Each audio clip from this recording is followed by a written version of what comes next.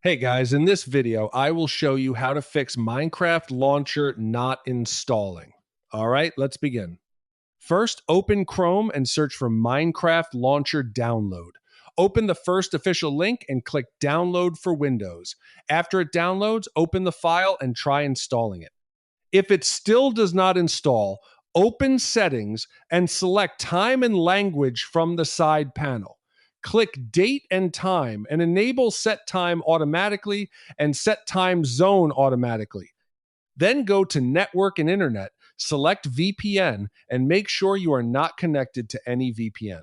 Next, open Windows Update and check for updates to ensure your system is up to date. After that, open Microsoft Store, click your profile icon, sign out, then sign back in. Finally, search for Minecraft in the store, download it again, and open it. So that's basically how you can fix Minecraft Launcher not installing. And that's it for this video. Thanks.